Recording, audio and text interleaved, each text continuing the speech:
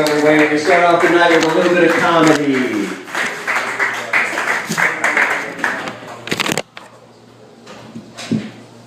Thanks, Phil. All right. We got more, y'all. Hey, last time I was here, Phil's a teenager, so we're going to start with a little PG-16 and work our way to R. If I get the gay marriage, you probably went a little too far. Let's see here. Hey, remember when all it took to make you happy was a piece of paper and some crayons? Remember when Dallas was known for its football team? Remember when a cougar was a large cat or a car? Hey, car buffs here tonight? You like cars? Yeah. Remember when the rim job was polishing your Kragers? Remember when the guy wearing a cowboy hat in the capital of Texas wasn't a goofy looking one? Hey, yeehaw! Hey, native born Texans here tonight?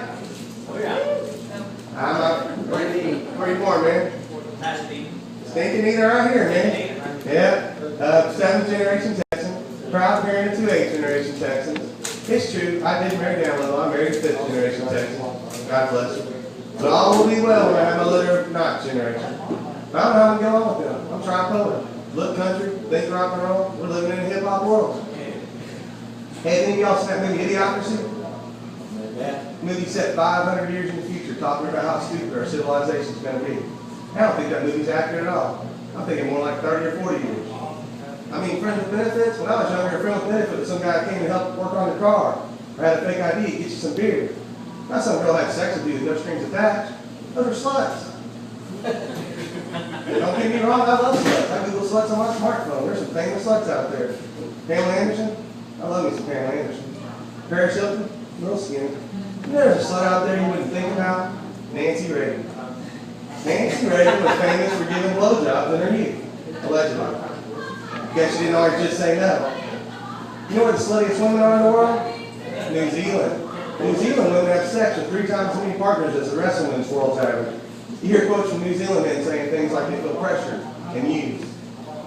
Got my tickets for New Zealand coming next week. Hey, we got New Zealand girls here tonight? Got any sluts? Smilfs? Bloody moms, I'd like to fix up with my slutty friend who told me about that. Hey, I'd like to apologize if I offended any of y'all. Sluts have feelings too, you know. Hi, Mom. I'm not calling my mom a slut. But my dad used to. I'm just kidding. He called her a whore. You know what happens when you call your wife a slut and a whore? You get a divorce. For the record, I never called my mom a slut. I just tell people she's from New Zealand. And if I ever run into some New Zealand girls, I just got 2 words to say. Prove it. I mean, they sound like marriage material. Down there they have weed models that say, live like it's legal. And these have cannabis vending machines. And I know all about commitment. I got a wife and a girlfriend. You think it's tough being committed to one woman, try being committed to 2. Hey, how many of y'all believe in evolution? Evolution. You got some scholars here tonight. Evolution, any change across successive generations in the inherited characteristics of biological populations. Well, based on that definition and a small sample of a population of 3 over 3 generations, it's hard for me to argue with evolution. This here is an impression of my daddy's sperm almost 43 years ago. He made it to 9th grade. And that sperm evolved into me, some college. This is an impression of my sperm almost 20 years ago.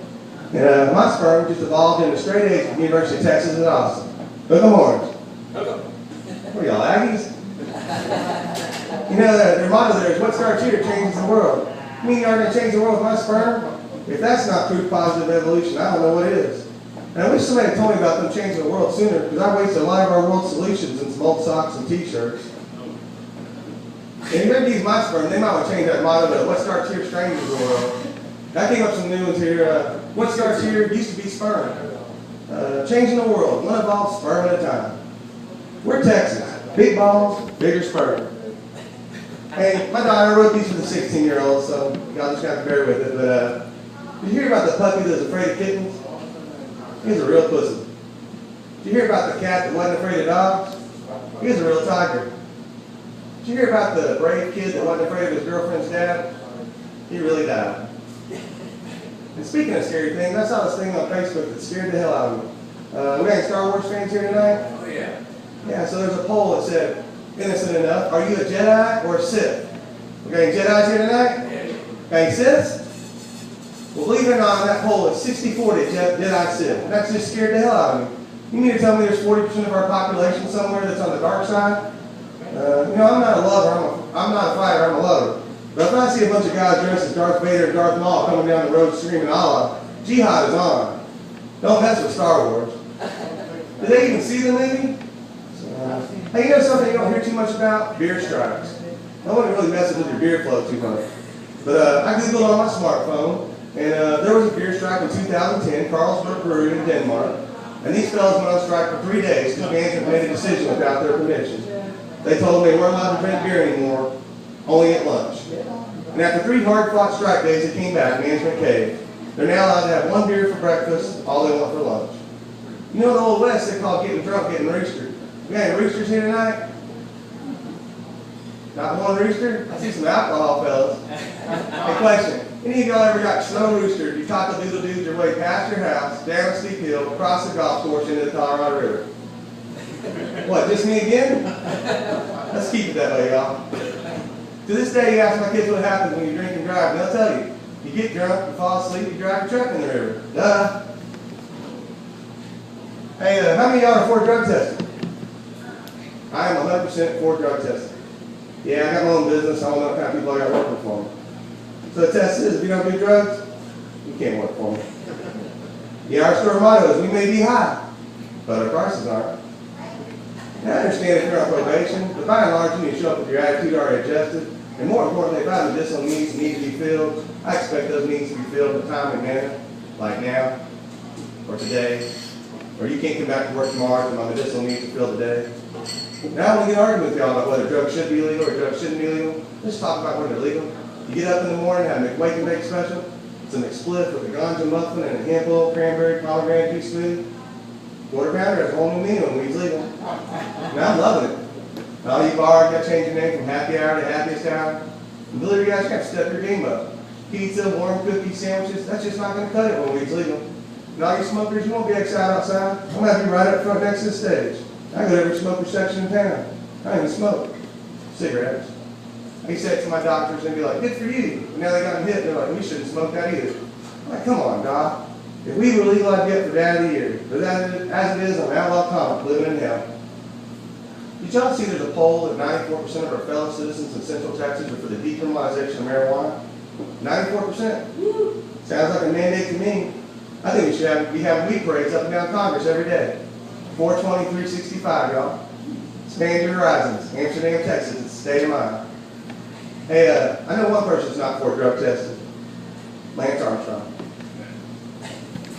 Hey, can we go hard, Bill? Is that all right? I got a little more time. Sure, go ahead. All right. Bear with me, folks.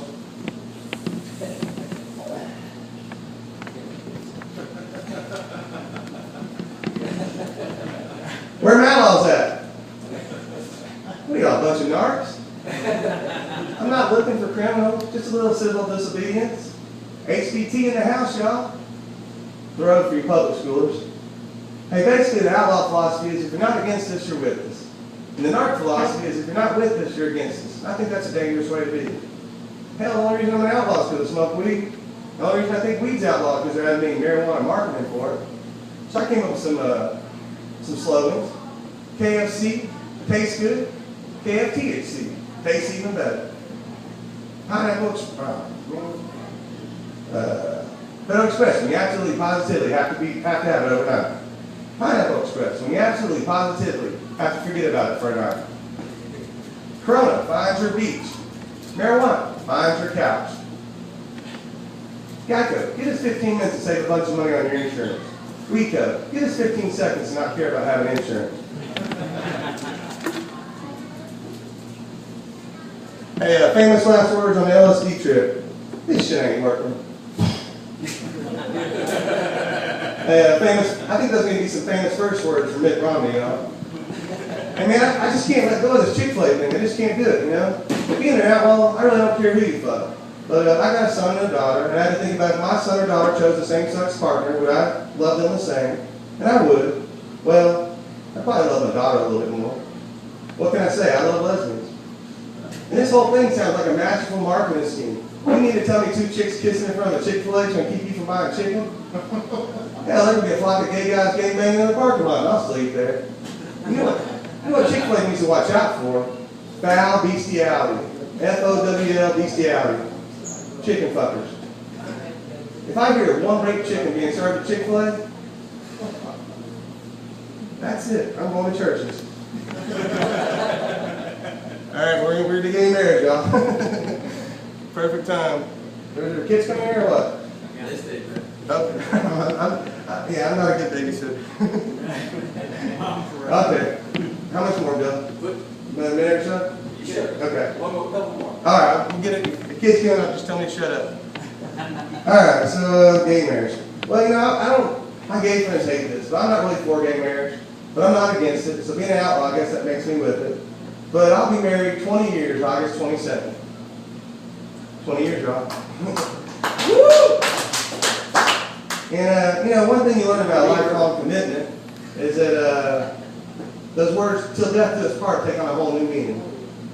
And once you say, I love you forever, you learn that loving for forever is a really, really, really long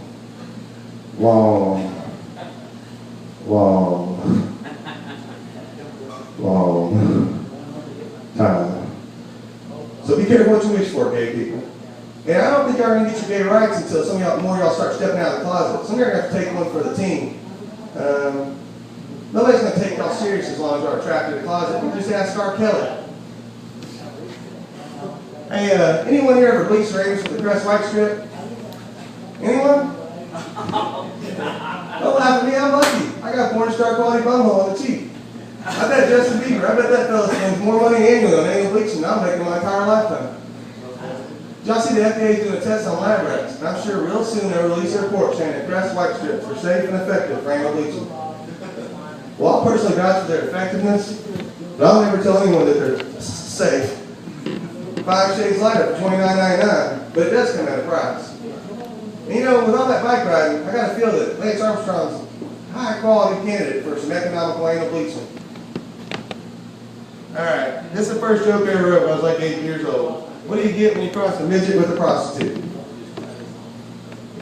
Any guesses? Little fucker. Woo! Alright. Thanks, Bill.